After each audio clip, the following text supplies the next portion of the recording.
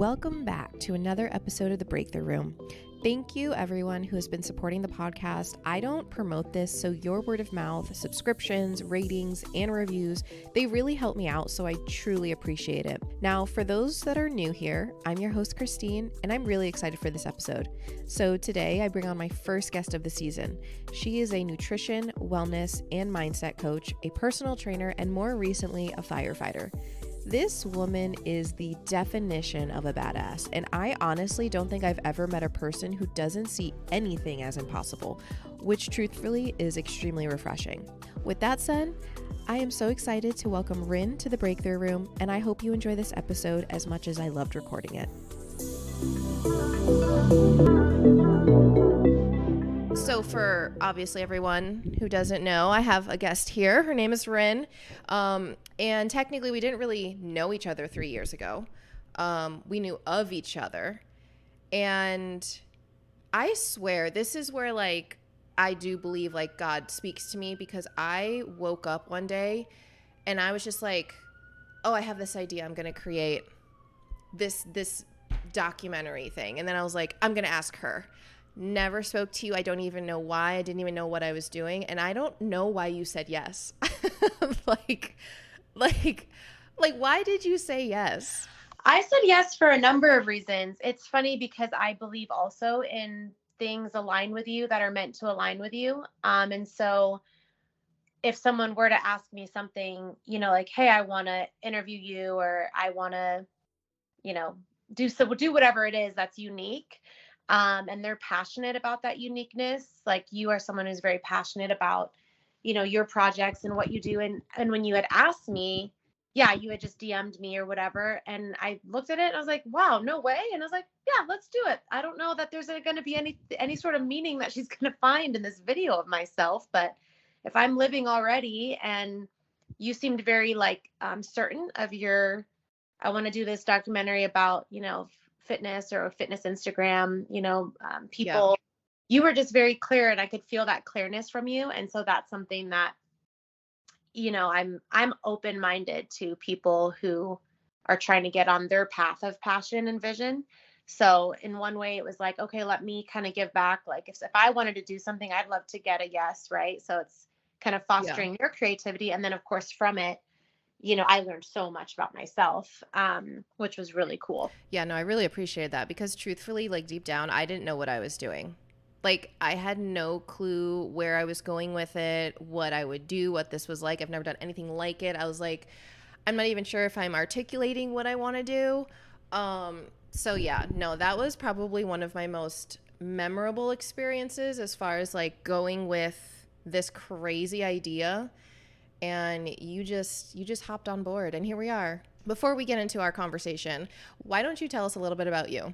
I've been in Gilbert, Arizona now since 2016. I came out here in 2008. So Arizona has kind of been my epicenter of home for me. I'm not super close with, my blood family. And so I've just kind of made this center of people I've met out here just like my home. And so I worked in fitness and wellness since 2016. I do nutrition coaching, wellness coaching, mindset coaching, own my own training business. And then I recently got hired on as a firefighter. And so all of these passions have been something like we talked about with you wanting, just woke up and we're just thinking, oh, I want to do this thing. Let me see if she'll say yes. A lot of the things that I've done in my life have been that, where I've just been like, okay, I guess I'm going this direction. This is a crazy idea. And so currently I work as a first responder and then also as a fitness coach. And I love what I do. I have a significant other that is very supportive. And yeah, that's a little bit about me. I'm pretty much a one-woman show with a ton of people that support me and a lot of really good friends that have become family. That's awesome. And you also recently started a podcast as well, right? I also recently started a podcast. It's called The God Mafia. It's just on Spotify right now. And I'm really only making those when I feel called to talk on a topic or talk in general.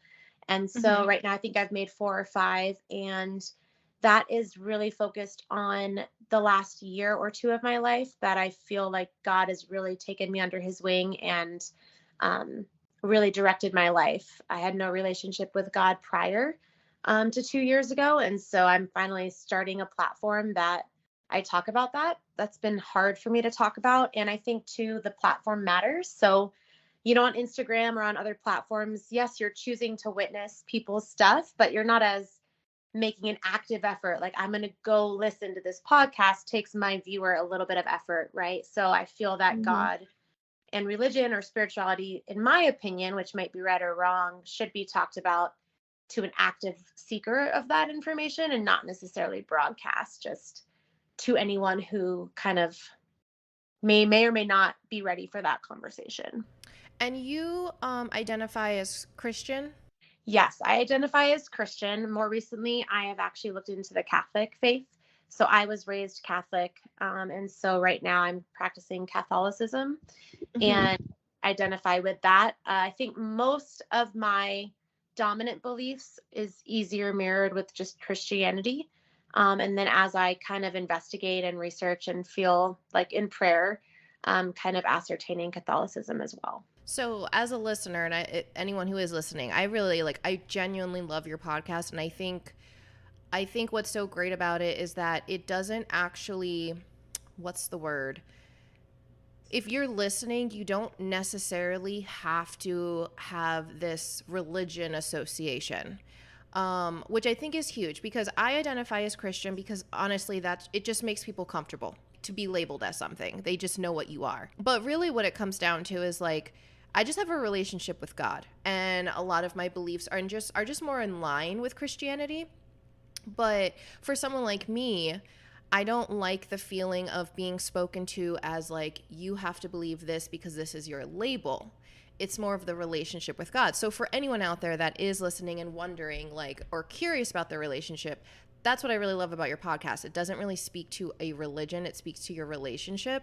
And it's not speaking in like a sermon type of experience. It's more of like, you just being like, this is when I experience God and this is what I recognize in my relationship with God. So I think it's so cool. And I think it's really important that there's more people having those types of conversations because I think when we label religion and spirituality, that just deters everyone from God. And that's not what we should be doing.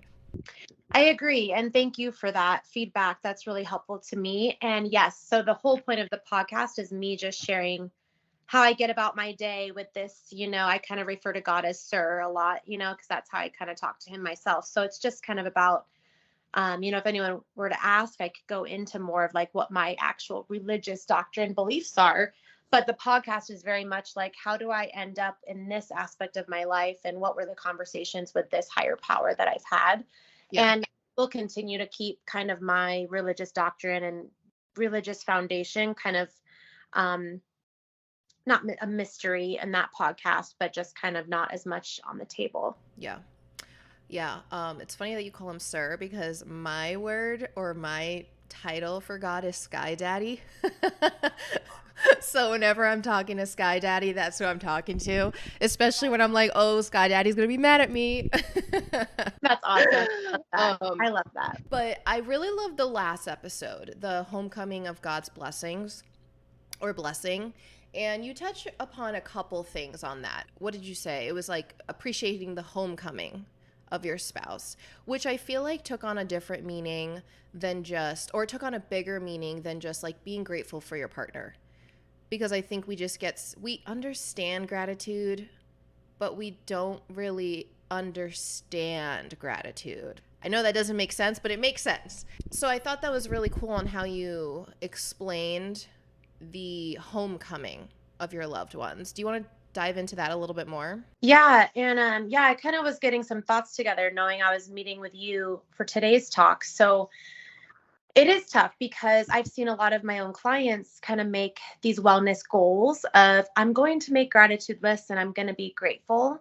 And I think for me, when I was speaking about appreciating the homecoming and celebrating the homecoming is really getting into a space in your own life where me as a woman or, as a man, if it's the other way around, can be in awe of like, wow, look at this amazing individual coming home to me, right? And being a witness to your life instead of just kind of in it and it's 9 a.m. and it's a Wednesday and you got to get, the dog fed and just those kinds of action items. But for me to be a witness to him and to his beauty.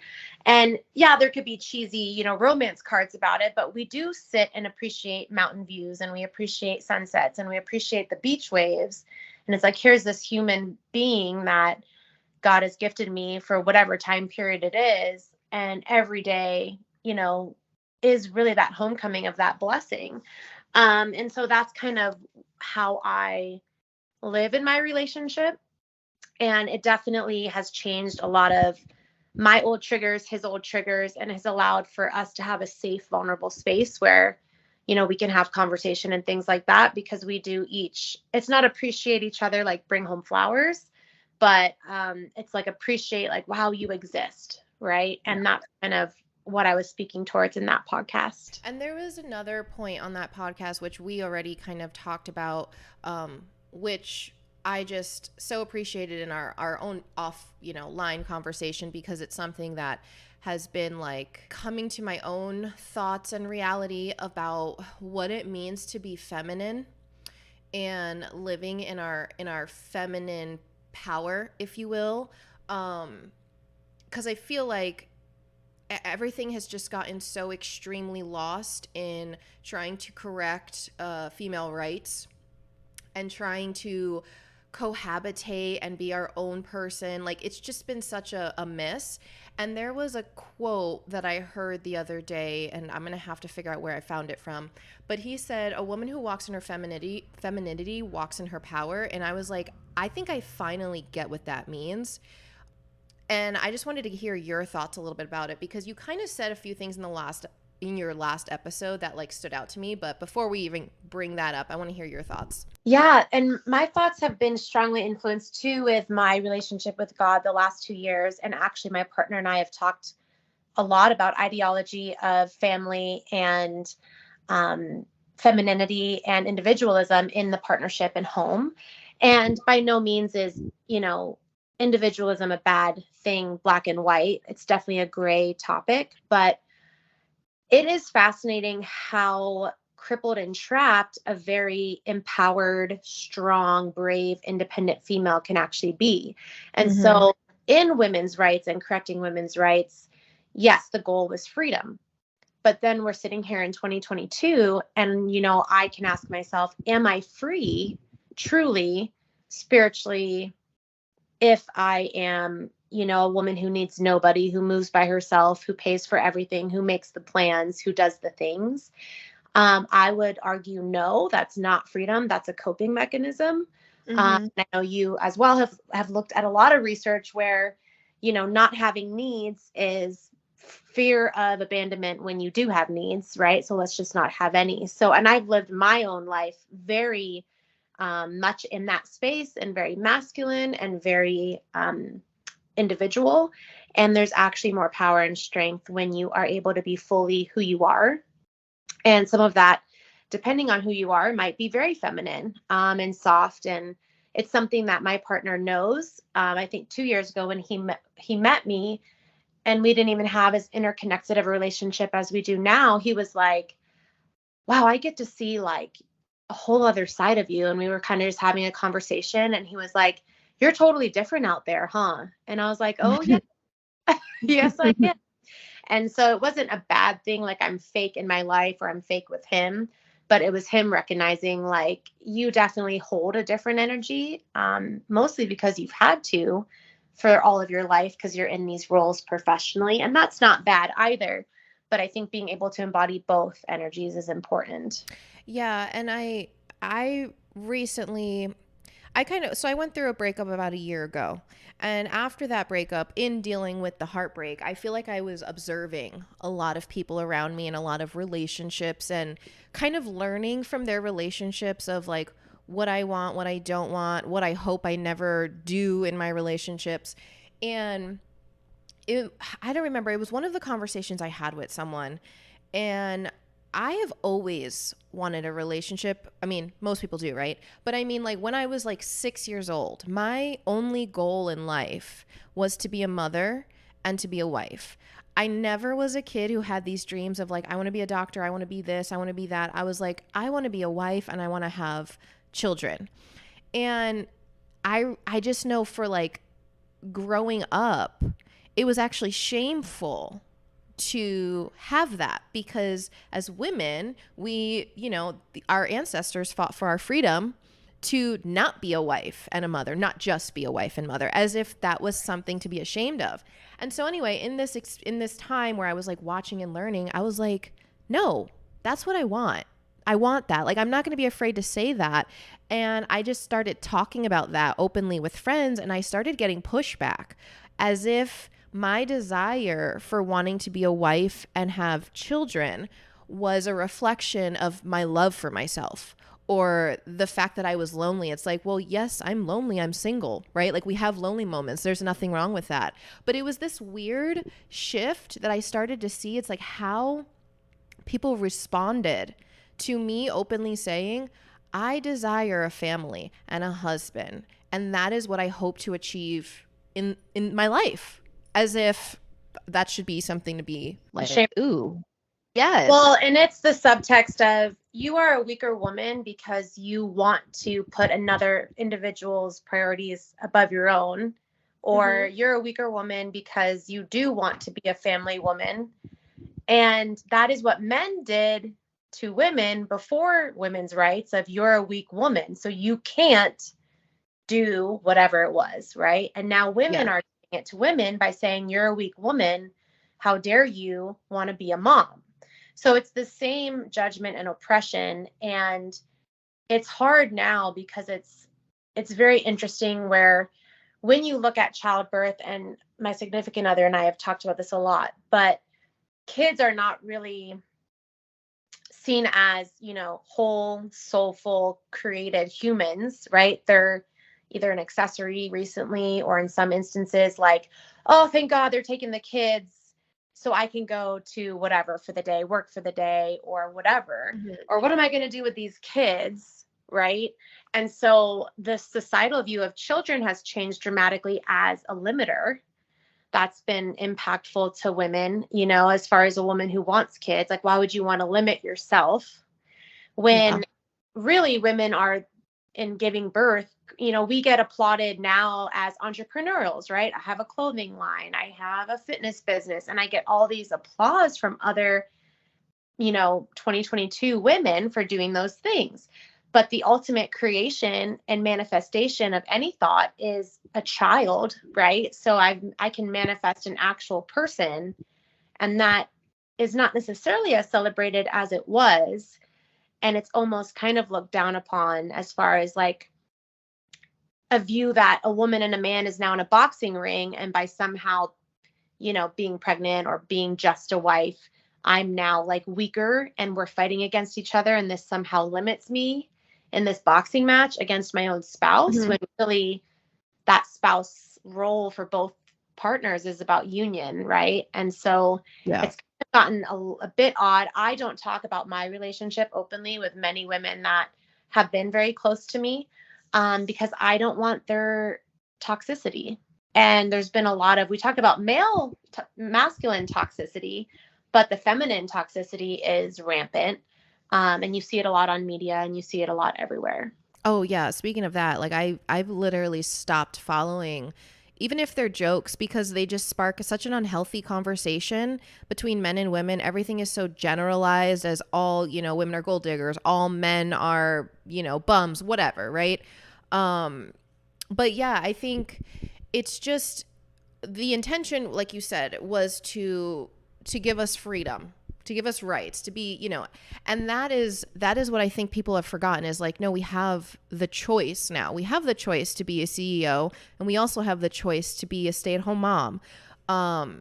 The knee-jerk reaction to criticize other women for aspiring to quote unquote just be a stay-at-home mom is really, in my opinion, a projection of their own pain and fear, because I don't think they realize having the choice to be taken care of financially from a man or by a man does not mean you're limited in your life. If you have to take care of yourself, you can. And that's where the mind shift needs to happen, is like, making a choice is not a permanent decision. No, I can make a choice to be like taken care of financially. If that doesn't work out, guess what? I can figure it out and make it work also. I don't think people realize that or want to accept that. And I think in general, people don't want to accept a belief system that they have seen fail in their own life, or they've seen, or that, like you said, that they fear the outcome for themselves, right? Like, oh no, what if, this man leaves me or whatever it is. But when you are empowered and you can take care of yourself, I had put on my Instagram a really long time ago, and it was just such a small thing. And I kind of made a joke like, I really want to be married and I really want to have kids. But in the meantime, look at all the crazy shit I've done just waiting for the other thing that I actually want to do. Like I'm just buying buying time. And I've just, well, if that's not here yet, but I would readily give up everything that I've built easily with no shame anymore. And like, yeah, this is my life that I prefer, and I don't owe an explanation to anyone. And I think some women feel that they owe explanations to other women. And my personal friends, some of them, when I don't give the explanation of what's going on, and my significant other and I are on a very unique timeline, and it doesn't fit societal norms timeline, they want to know those updates of like points that, it's okay that I'm in this relationship. And it's like, I don't need to prove to you that it's okay. I know that I am, and I'm loved and I'm good. But they want to kind of protect you from making these decisions that could lead you to pain when really they're just in their own pain. Totally. Kind of what I've experienced. Yeah, I mean, ultimately, we're just the sick leading the sick. Like we're all trying to figure it out. So you really cannot take advice from other people who are also trying to figure it out. Correct. Like, it just doesn't make sense. But let me ask you, a two-part question. What does being feminine mean to you, or being in your feminine energy mean to you? And when did you finally understand how to be in that energy? I had no idea how to be in it at all, 0%, until the pandemic, which shut down gyms, because I was a workaholic. And in the fitness industry at the time, now there's a lot more females in it. At the time that I got started, it was a masculine industry. And so to be successful, you mirror other successful fitness trainers and coaches, which were men. So I would have dominant, aggressive, bold, decision-making, brave energy all the time. And I didn't really know that I had that until I kind of felt more feminine. And that was when I didn't have to work, which is interesting because you just brought up, right? Not having to work in the home. And so when I didn't have to work or get to work because it was illegal to open a gym, it was a solid 60 or 90 days. And I was a lot softer just because I didn't have to carry so much responsibility in the workplace and the tasks and achievements and things like that. And then definitely meeting, my now significant other, then we did separate for a while, but that was where I started to feel like, okay, like I feel safe with you. You're making decisions. You have my best interest at heart. When I'm with him now, I'm definitely in my feminine energy. I dress different. I act different. I'm softer. And so I feel taken care of and safe emotionally. And that's when I'm like, oh yeah, like, yay, I get to see you. I can be totally, who I am and not have any guards up. Because when you are with the world, you're interfacing with coworkers or bosses that they may not have your best interest at heart. And so to finally be with a person who does have your best interest at heart, it allows me to be feminine. I love that you give him some credit to your feminine energy, because another thing that I have noticed is that the women that are afraid to be feminine would never dare give someone else credit for their progress in this experience. And with my ex, I would get a lot of the comments of like, you give him more credit, or you give him more credit for this feeling you had. And I would like really think about this, because I'm like trying to understand what people mean. And I was like, no, I definitely have done a lot of healing on my own. And without that, I wouldn't have been able to come to a place at the stage I was where the way I was when I was with him. However, he allowed me and made me feel safe and encouraged it and supported. Like, there are two participants in that experience. It's not just one. Totally. It's really crazy, our society right now, because, we give credit to our parents for their influence in our life. We give credit to some teacher in the 8th grade that changed your life. But God forbid we give credit to the man we're dating who's now going to be the more significant, if not most significant, than a parent. And I felt that I heard that same feedback too from my friend, because he was significant in helping me guide my career shifts in the pandemic. And there were significant things that happened that I can literally scientifically prove. Like, I wouldn't be where I am today unless he had been in my life. And oh, that makes traumatized women very mad. It's so bizarre. So it is odd. I think we as women now are just being fed a story that you can do everything by yourself, and that's fine. You can, but you also have the option to do it with others and fellowship. And, maybe that is because Christianity and other religion doctrine is not as prominent maybe in 2022. Because that is a lot about community and fellowship and loving your neighbor, as God would love them, right? I'm not sure the why, but yeah, it is very much, and that goes into my point of being able to witness your own miracles and partner as truly what they are. If you're afraid to give someone credit, you're never going to be in that true gratitude place. You're just going to be like, oh, this guy's really great. Yeah. What is that? What kind of level of relationship is that, Yep. And I think, well, actually, real quick before I go into that second thought, I don't know if you've noticed on Instagram, but there is this soft women's trend happening.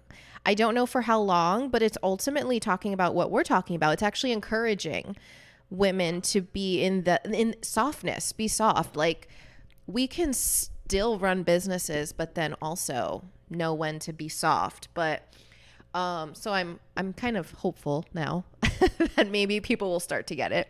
But okay, so something else that you talked on your podcast, which we didn't really get into, but has also been very heavy on my mind.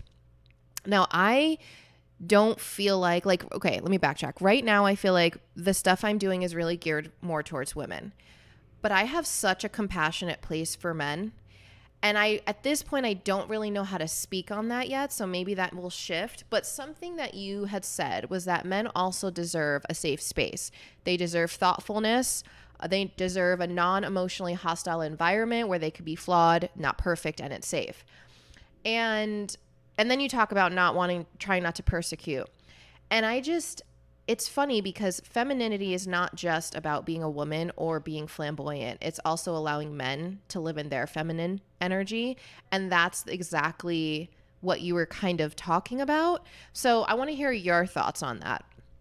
Yeah, I think it's super important. So I think that sometimes, at least I don't even want to say how I was raised, but just in discussions with other women in my 20s and things like that, it's like, how dare he do this? How dare he do that? How dare he set your boundaries? And I did have a problem with setting boundaries, which makes you kind of even more so like, I better set this boundary, and persecute and things like that. But true love is, I always flip the coin on the other side. So if I had, made a mistake or done something, whatever, I was grumpy because of whatever.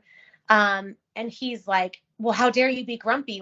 And just kind of attack me, I would be upset. And so I've kind of flipped the coin in my understandings of his and I's, personalities, because yes, we're really gracious to be with each other, but he might not always be perfect. Right. And people don't realize what that looks like, where if he's tired and maybe he says something a little off and I misunderstood it, I can take a pause and, have my own feeling. There's space for my feelings about it. But the discussion is, well, wow, like how could you say something like that? But it's a calm, I'm standing up for my feelings, but I'm showing up with my shield being like, wow, that hurt, but I don't have my sword out stabbing him. Yeah. And so that allows us to have a discussion where maybe he's like, wow, words have meanings. And I don't know why I said that. I thought, whatever. I don't know what I'm doing. Right. So it allows him to be honest and vulnerable as well. And I think it's a better way to go about things. You're never self-abandoning or sacrificing your own feelings, but just because, I want to go running and he wants to take a nap doesn't mean that he needs to be running right this moment. Like, that is oppression from my side and not love. And same goes for big emotional changes, moving in and doing different things. He's not a bad man who doesn't love you just because he's not doing exactly what you want to be done right this moment. And I think sometimes in society, I've been taught as a female, like, that's not okay for him to do, because if he really loved you, he would do XYZ. Yep. And it's like, well, what if I wasn't ready to move in or share bank accounts and he was like pushing me? Like, that's not love. And so I think it's really important to not be hostile. We kind of have a joke, like, I do get sassy, with things like, sorry for being sassy. And he's like, no, you don't owe an apology either. I'm allowed to be me. He's allowed to be him. But the yelling and the kind of like, you're my enemy is something that's super toxic.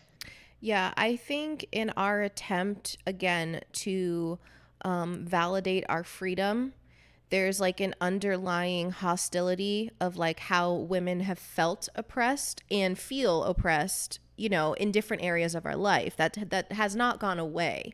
But in relationships, like that underlying hostility does not allow a man to also feel vulnerable and emotionally safe, to have complicated feelings. And they also have not been allowed to express their feelings. That's their own generational like issue. But it's just interesting because I've really been paying attention a lot more to men's health, because like I feel like as a woman, like I get women, right? But we all kind of have to take care of ourselves. But now it's like, okay, but what about the men? Because without the women, we can't do what we do with men. Men can't do what they do without us. Like, we both got to be healthy here and allowed to be flawed. So yeah, there's a lot of, I think, burning at the stake going on for men. Mm-hmm.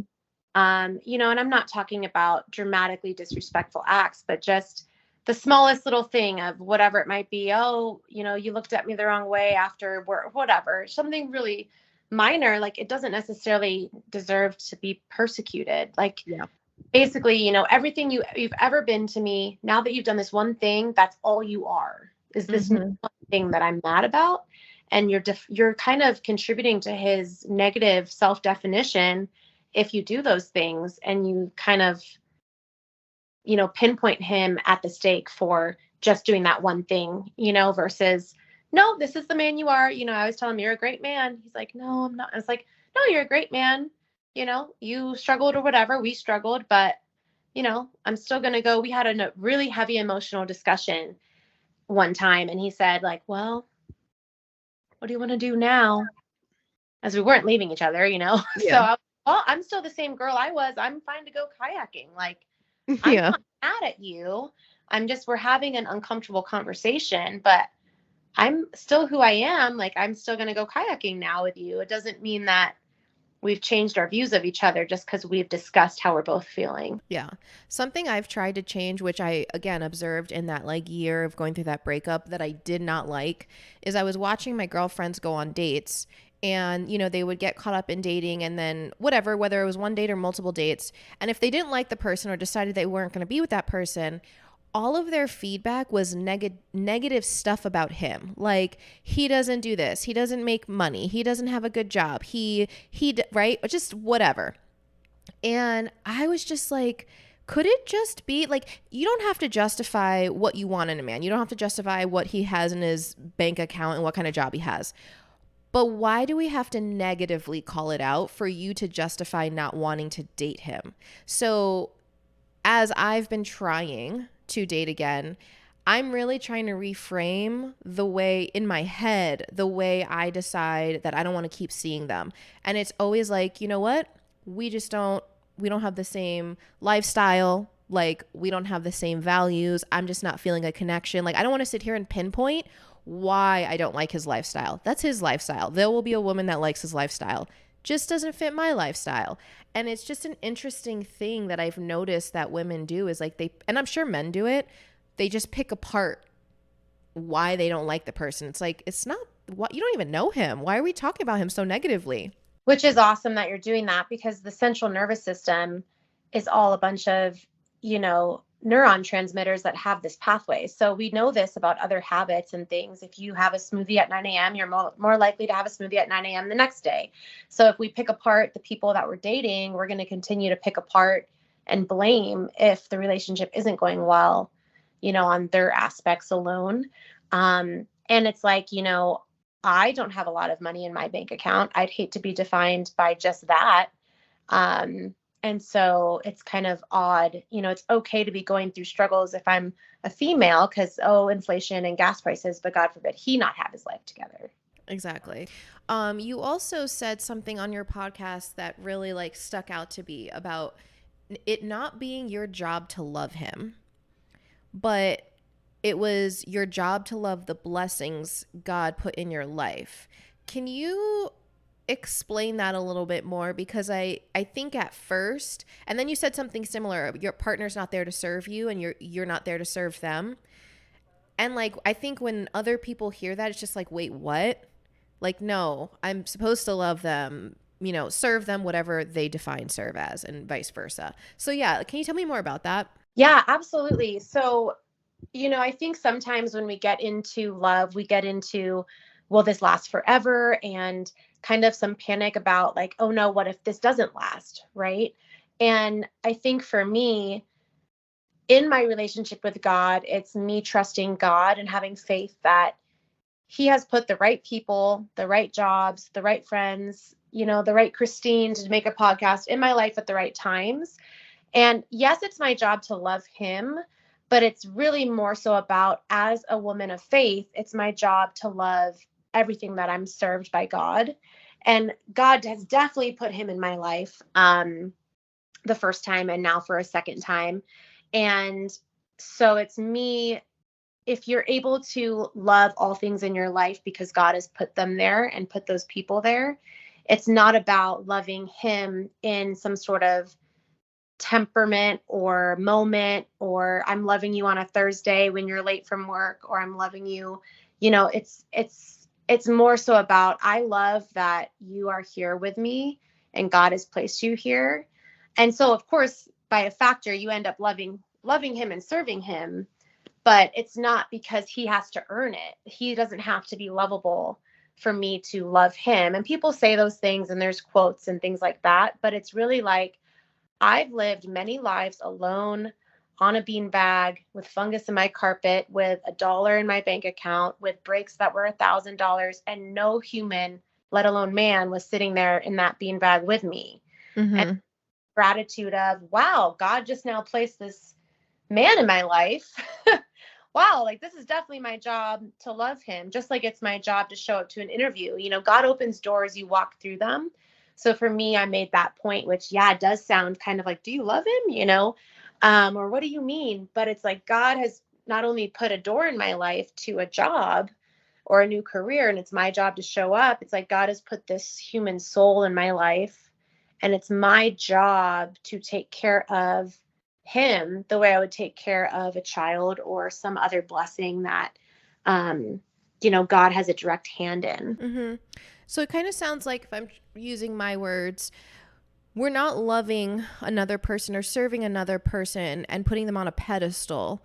We're nurturing that relationship and that dynamic and that person as he is or she is, whoever they are. Because otherwise it's like, oh, well, I just love him. So him, and that's where I think it's misunderstood when we're talking about women not understanding being in their feminine energy. It's my love, or it's my job to love and nurture, yes, the blessing. And he doesn't have to necessarily earn it or meet my markers or meet my timelines in order, because if it is not of God's will, it will not work out. It'll be taken away, right? So God has never kind of put me in the wrong place before. Things have ended, things have started. And so it has to do with having faith that you're in the right place at the right time. And this is kind of off topic, but interesting to hear you say that, in a relationship, obviously we say it's on God's time. And if it's not going to work out, it's not going to work out. But how do you truly live in that space every single day as you love this man? Yeah, because it kind of it has the potential to trigger one's anxiety and abandonment, Mm-hmm. fear. Um, I think it's easier now because we were together and then I actually ended it. We were apart. And, a lot of things about relationships with God is yes, it's God's will, but you also have to show up as, a counterpart to that with action. So, you know, if things do work out or not work out, that's you being called by the Holy Spirit, right? So you kind of have to take some ownership too, because otherwise it's not going to end or continue because it's also your action. So that gets tricky. But to have ended it and then in this one scenario, kind of had been connected all through that time apart to then now be in a relationship, witnessing our relationship now, it gives me a lot more faith that the right things work out or don't work out. I think for me, I live in that space because I've been through so much trauma. I know that a closing chapter or the most painful chapter would, the only reason that that would be happening is if it was truly for the right reason and that there was something that I didn't know. I'm a big believer, like non-religiously, right? The Butterfly Effect and Crash and those movies. Every little thing leads to something else. And so I could believe that this is the absolute perfect life for me forever. And then 12 years from now, it's actually the most unhealthy thing that is not right, and I don't Mm-hmm. have God's eyes to see that. So it's almost like a blind trust. And I learned a lot about that in the pandemic when the world did shut their doors. And I just had to sit there like, okay, God, like, what do you want me to do now? This makes no sense, and walking more with blind trust makes it easier. Well, I think you've said it perfectly. Walking a blind trust, that is such a complicated thing to do, but honestly, we really don't know what tomorrow brings. So, what are you going to do? Just be nervous all the time? Right. But I have really enjoyed this conversation. Again, I really appreciate you doing this with me. Honestly, I love the conversation just on a personal level, but so much for the podcast. So thank you so much. Yeah, absolutely. Thank you for having me. And I love discussing this. It helps me kind of know myself better too. And I love the work that you're doing. Awesome. Thank you. Well, real quick before we go, why don't you let people know where they can find you, your podcast, Instagram, whatever it is that you want to promote? Yeah, absolutely. You can find me on Instagram at Rinelise, Rinelise. It is a private account now because I am a first responder, so I try to keep those worlds separate. But if you follow me, send me a message. You can also find my clothing at SM Gear, GEAR with an underscore, and connect in any way on those. Thank you so much for listening to this episode. If there's anything that resonated with you in our conversation today, please share with your friends, subscribe to the podcast, rate and review. I appreciate all your support, and I will talk to you next week.